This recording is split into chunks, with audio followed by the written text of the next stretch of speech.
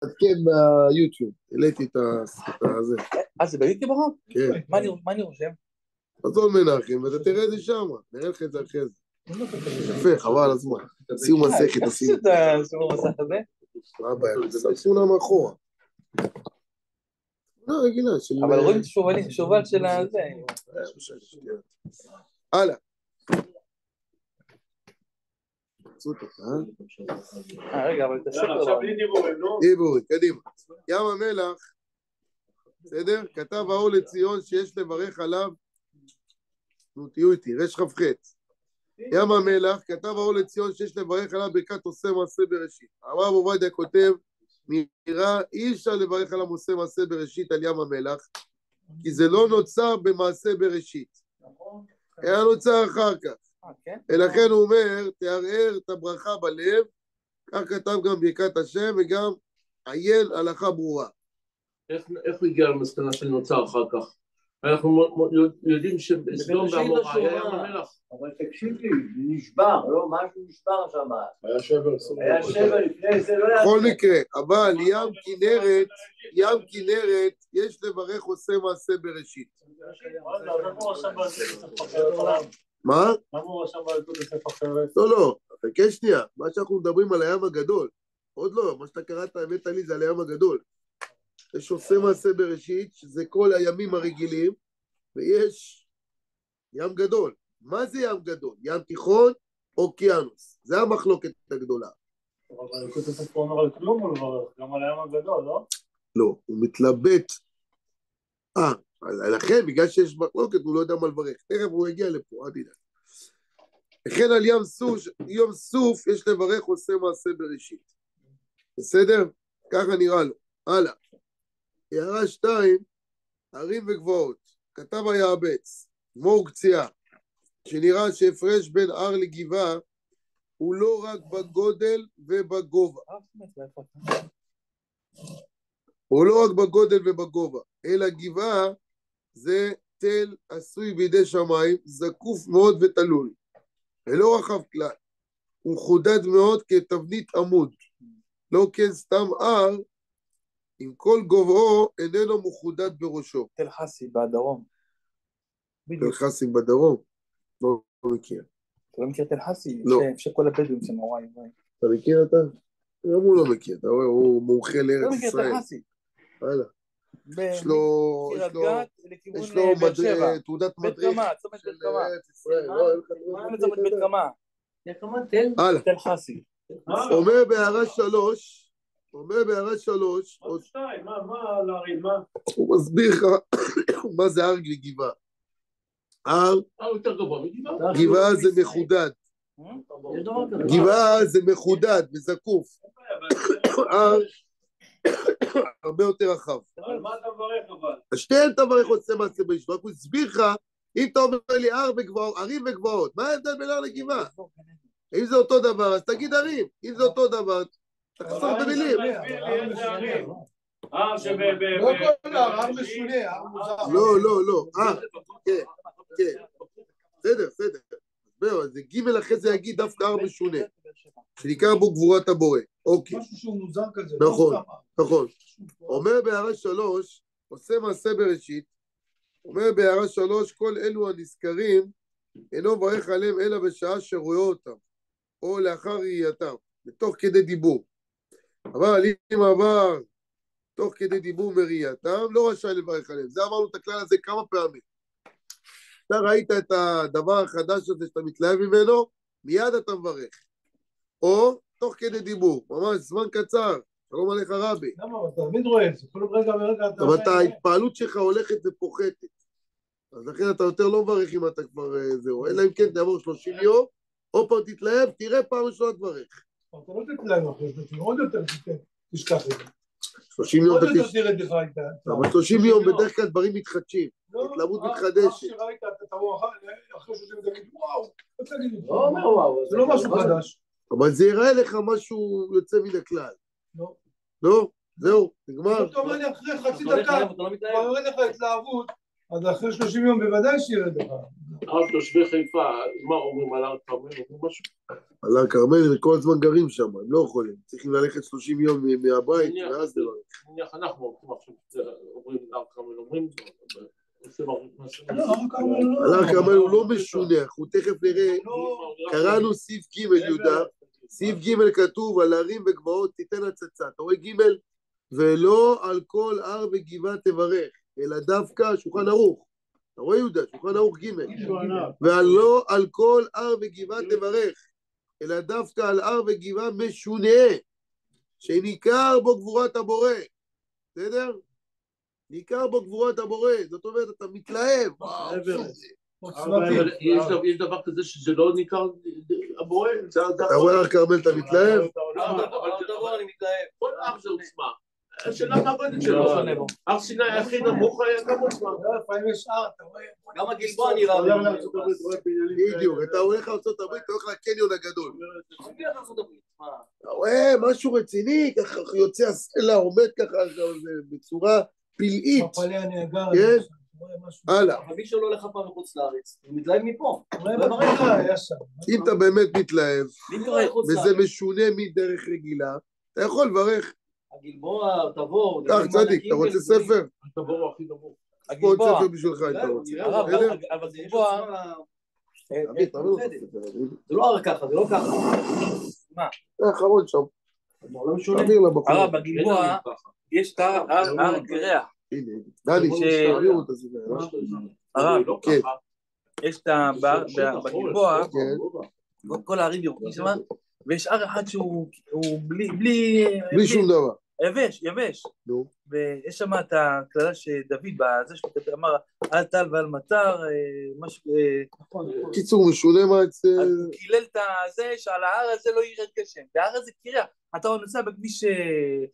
אתה הלך עם בית שאן, אתה מסתכל על הגלבוע, אתה רואה את כל הערים ירוקים, פתאום אתה רואה ההר, וזה משגע אותי כל פעם מחדש. אתה מברך על זה, נכון? מה, אני צריך לברך על זה? זה באמת משונה מאחרים, לא בגלל שיש שם... אתה יכול לברך עליו. הרב הוא משונה בגלל שאין עליו צמחייה, לא בגלל שאין הרב הוא משונה בגלל שאין עליו צמחייה. אין צמחייה, השאלה בגלל שהוא משונה, בגלל שהוא נראה גם, אם הוא נראה שהוא נראה, היית שם אתה? אתה יודע מה הוא מדבר? הלאה. אם הוא נראה ככה בגלל הגדולה של דוד, אומר... או בלי שם מלכות. נכון. במקרה כזה אם ככה. הוא לא השתנה מאז מעשה בראשית. 4. אבל על הימה שעובר בו לארץ ישראל לא נקרא לעניין זה ים גדול. אז אנחנו אמרנו ששולחן ערוך אמר עבור ים תיכון, איציק, ים תיכון, שולחן ערוך פסק את דעת הרמב"ם, מברכים, ברוך אתה השם, אלוקינו מלך העולם, עושה ים גדול. אנחנו ראינו בבית יוסף, שהוא הלך כמו הרמב"ם, חלק על השולחן, על הראש, בסדר? חלק על הראש. אז אנחנו ראינו שיש מחלוקת במשנה ברורה. למה? כי משנה ברורה מה אומר? אומר הרבה חולקים על שולחן ערוך, וסוברים שדווקא ים אוקיינוס זה ים גדול. אוקיינוס שקט, אוקיינוס אטלנטי, אוקיינוס ההודי, כל אלה מברכים עליהם. כשאתה יוצא להפלגה, ברך הים הגדול, אבל ים תיכון לא מברכים עליו. אומר בהערה 4, לכן כתב הכף החיים, שכיוון שיש מחלוקת בדבר, יש לברך מעשה בראשית על ים תיכון, שבזה יוצאים לכל הדעות. זאת אומרת, אם אתה יורד מים הגדול, אתה יורד בדרגה למי עושה מעשה בראשית. כך כתב האור לציון. הנה עכשיו ניר ג'קי, הערה שלך, מה שהבאת פה, אולם, אמיתי. חזון עובדיה כותב. רגע שנייה, בוא נקרא לכולם.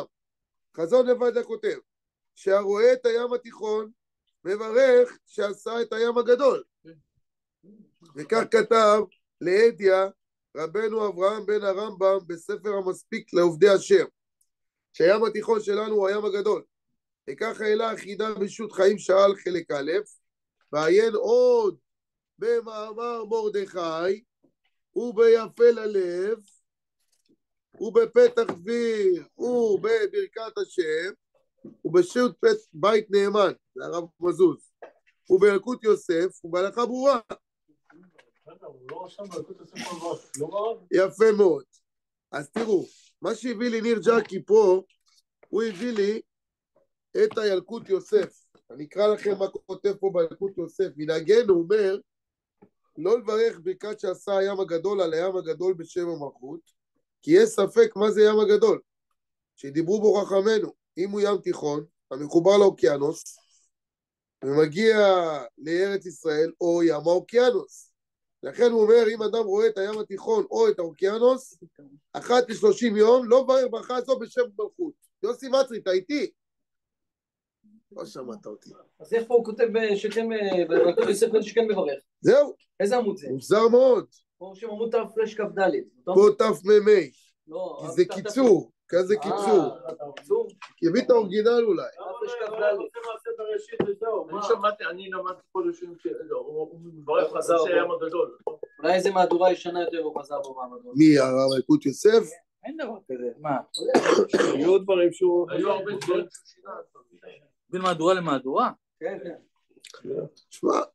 אז מה מי שקרא את המהדורה הראשונה, לומד הלכה לא נכונה? לא, בכל מקרה הוא לא עבר עבירה, הוא רק אומר תברך לי שם ומלכות. בסדר? וגם אמרתי ליוסי מצרי שכל הברכות האלה הם לא חובה, הם רשות. מה זה רשות? רגע, זה... אני עוד לא בדקתי האמת.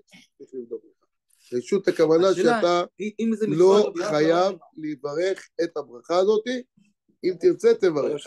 רשות.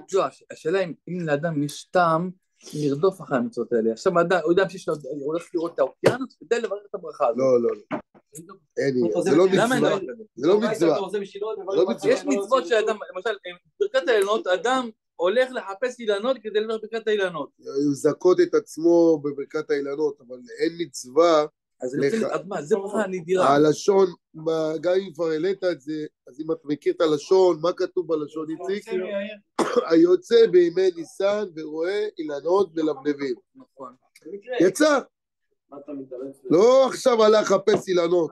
אנחנו הבטנו את כל ההלכה, ואנחנו אומרים בואו תחפש את האילן כדי לברך. אתה רואה שאנשים מחפשים אילנות. אנשים נוסעים לפרדסים מחוץ לעיר כדי לברך את האילנות. הלאה, אוריה, בוא נמשיך. אומר לי ז'קי. זק אתה, תחת לחגורה,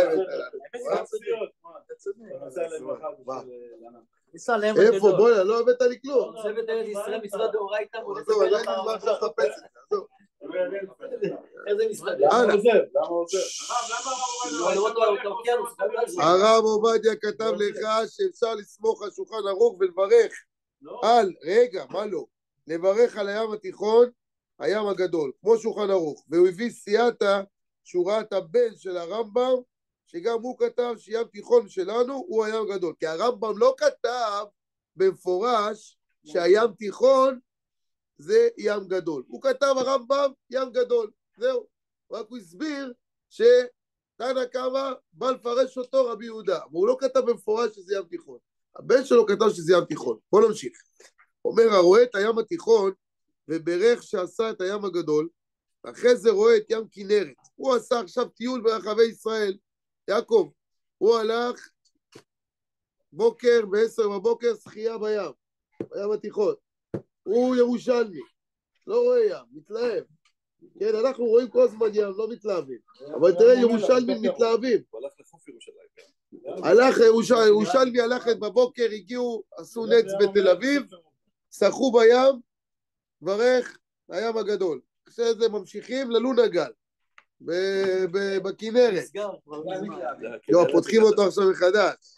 אתה מדבר. כל שנה הייתי הולך עם הילדים ביום שעושים נפרד, איזה אחלה ים זה, משהו. היה ראשון זה היה ראשון. כן, לא יודע מה ראשון. בקיצור, הוא הגיע לכנרת, יכול לברך, עושה מעשה בראשית? לא, הוא אומר לך שכן, מה אתה אומר? משם לשם, פעם 30 יום. עושה מעשה בראשית. עושה מעשה בראשית. יעקב, אתה איתנו? נו, בוא, מה אתה? רגע, מה הוא ביחד בימת? למה לא? מה הבעיה? עושה מעשה בראשית. לא היה מה גדול. עושה מעשה בראשית. הלאה. ילך לבריכה בעוד גם לברך. הלאה. לכן הוא אומר... רגע זה כנרת. קרוב. קרוב מאוד. לא, אבל מה זה קרוב? זה החוף שלו. על החוף. כן, זה חוף, לא חוף גיא, מה פתאום? זה בצד השני, איפה שכינר. כן, נכון. הלאה. הוא מגיע, הלונגה לא מגיע לחוף, אבל הוא 100 מטר מהכנרת.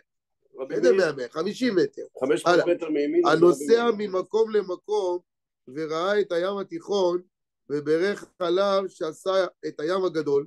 לאחר מכן, בהמשך דרכו, פתאום ראה גם את האוקיינוס. איך יכול להיות? עם מטוס. הוא עלה בשדה דוב. שדה דוב זה מול לתל אביב. מברך על הים התיכון, הים הגדול. נוחת עם הססנה בג'יברלטר. רואה את הים האוקיינוס האטלנטי. מכירים קצת גיאוגרפיה? גדעון עשה 10 יחידות בגיאוגרפיה. כמה יחידות עשית? 5? יש לו קונקשן, היום הוא... הלאה. מעבר מטוסים, ממשיך. הלאה. הוא רוצה לחסוך כסף. אומר הרב עובדיה, זה נראה לי זה הבן שלו, לא חוזר ומברך, כי זה בתוך 30 יום. לא, תהיה איתי, רואה את התיכון, אחרי זה ראה אוקיינוס. הוא הדין ההפך. אם ראה בהתחלה את האוקיינוס, וברך עליו הים הגדול, ואחרי זה ראה את הים התיכון, לא חוזר ומברך, דחשיב וקים אחד, כיוון שהם מחוברים. ככה נראה להלכה ברורה. בסדר, נכון, הם מחוברים בסך הכל. הרואה 2 ימים או נהרות וכיוצא בזה, שברכתם שווה בזה אחר זה, כמובן שלא מברך 2 פעמים, אם זה בתוך 30 יום, כן, נראה ככה פשוט. הלאה.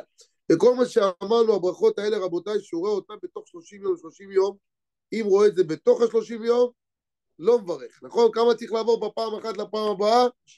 30 יום, נכון? הלאה. אומר פה בהערה 5, יוסי, לכן כתבו, מה פרשת? תסתכל להערה 5, בואי תעזוב, 5 דקות אני חוזר לעולם הזה. לכן כתבו המאמר מרדכי בכף החיים, ואם ראה ים אחד וברך עליו, עושה מעשה בראשית. בסדר? ושוב ראה ים אחר. איך זה? זה לא הגיוני. מה, הוא טס בחללית מים לים? לא, עושה מעשה בראשית, לא על ים התיכון, לא, ים התיכון כנרת. ים התיכון זה כנרת אתה לא יכול לברך. כנרת אתה לא יכול לדבר שם מעשה בראשית, כנראה זה ים יותר קטן. הנה, יפה. הילקוט יוסף כותב פה, ינגן או לא לברך ברכת הים הגדול בשם ומלכות, כי יש ספק מה זה ים גדול שדיברו חכמינו. לכן מי שרואה את הים התיכון, או אפילו אוקיינוס, אחת זה 30 יום, לא מברך בשם ומלכות. גם על אוקיינוס הוא? גם על אוקיינוס הוא אומר את זה. עכשיו הוא מביא פה כוכבית. ככה מנהג פשוט. אולם חזון עובדיה ברכות, כתב לברך הים הגדול על הים התיכון. עיין שם בטעמא דמילתא. זאת אומרת, הוא סובר הפוך אחרת מאבא שלו. אבא שלו אומר כן מברכים, הוא סובר שלא מברכים. בסדר? ככה הוא מבין.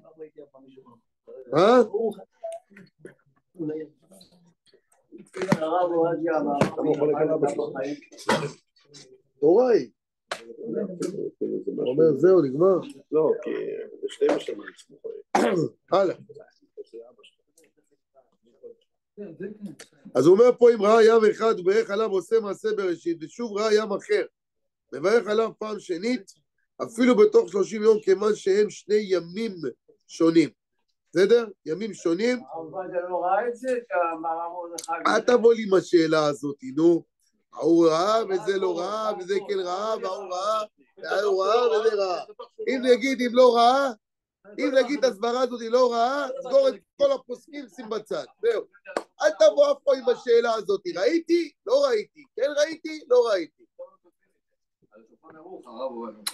אם אתה יש לך ראיות מפורשות, שאתה עכשיו, לדוגמה, סתם דוגמה, אומרים הרמב"ם לא ראה את הזוהר. אז הוא מבין שהזוהר היה מוחבא, ואף פעם הוא לא מביא שם משם ראיות. ואז הוא יכול להגיד את זה, אבל אם עכשיו אתה אומר על שתי אנשים באותו זמן חיים, סתם להגיד את הדבר הזה, טוב, הלאה, 6. לכן הוא, תראה, הרב עובדיה, כמו שאתם יודעים, הוא היה רואה גם ספרים של אברכים פשוטים שהיו שולחים לו, הוא היה מעיין בהם. עד כדי כך, אם הייתם עכשיו בדור הזה שהוא היה חי, כותבים ספר, שולחים לו, הוא היה מערפרף בו ככה הלאה, ולראות אם איזה חידוש, אם יש חידוש, אפילו היה מצטט אותך. איך אני יודע את זה? החתן של הרב מזוז, שהוא כתב ספר על איזה משהו, זוכר, בקעת אילנות משהו, הביא שם איזה חידוש קטן, והוא ציטט אותו, הוא היה מבסוט, איך אני יודע, כי הייתי אז למדתי בכיסא החיים עם הרב משה, והוא הביא אותו 1,000 פוסקים, הביא אותו גם, הזכיר גם אותו. זה שהוא הזכיר אותו, זהו, כבוד כביכול גדול, שהוא הזכיר אותך, בסדר?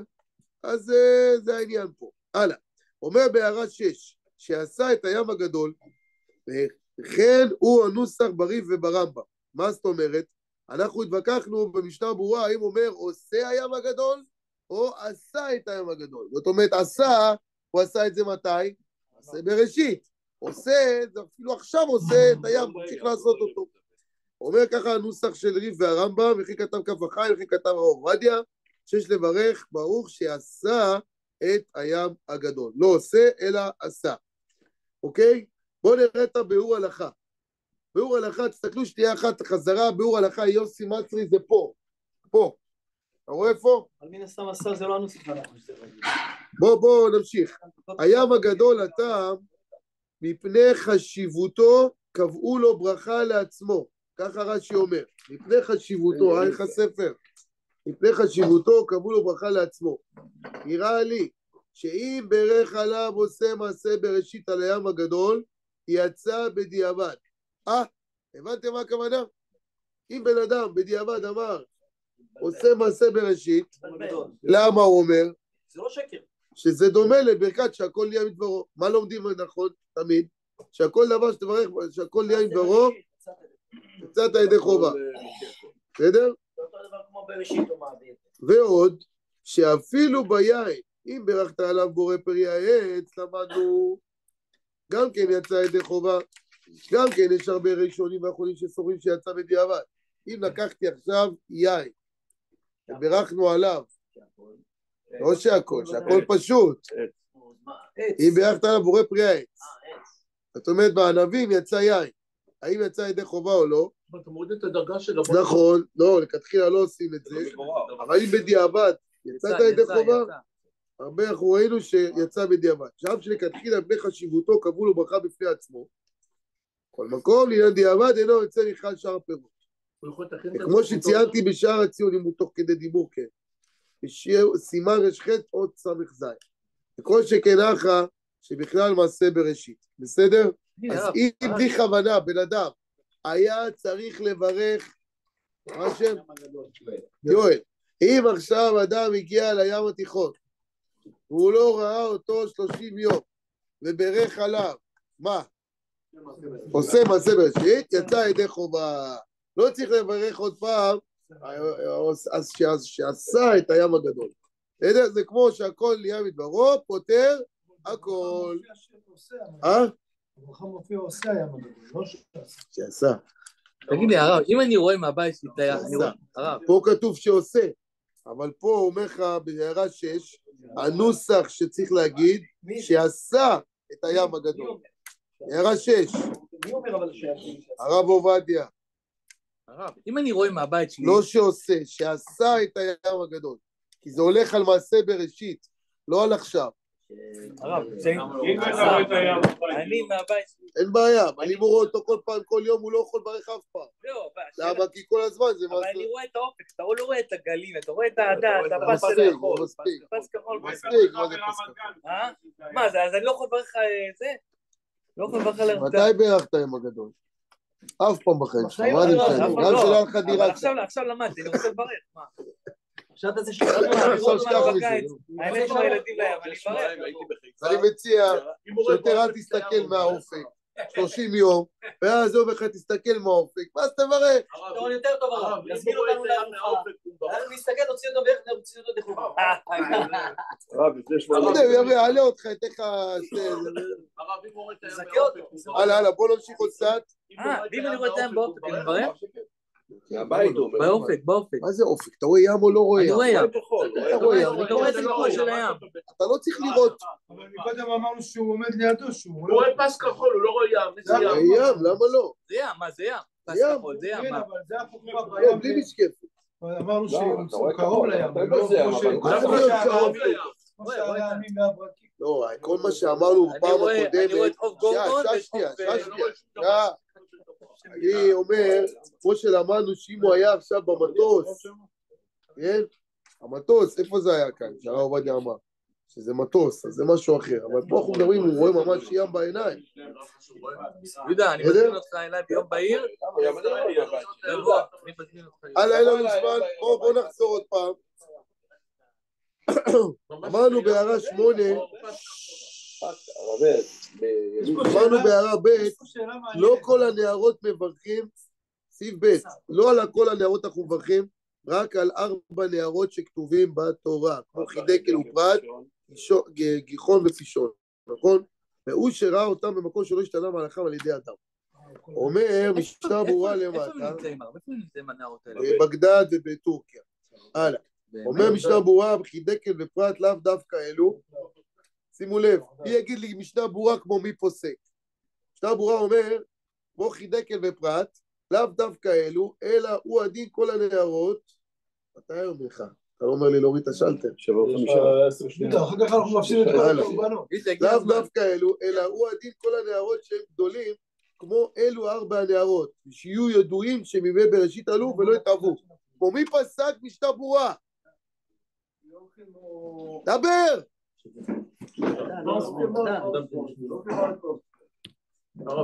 כמו מי? כמו רש"י. כמו מגן אברהם. וכמו מי מגן אברהם אמר? כמו רש"י. רדה, רבי דוד אבודרהם. מתי? אמר ברוך אדוני לעולם.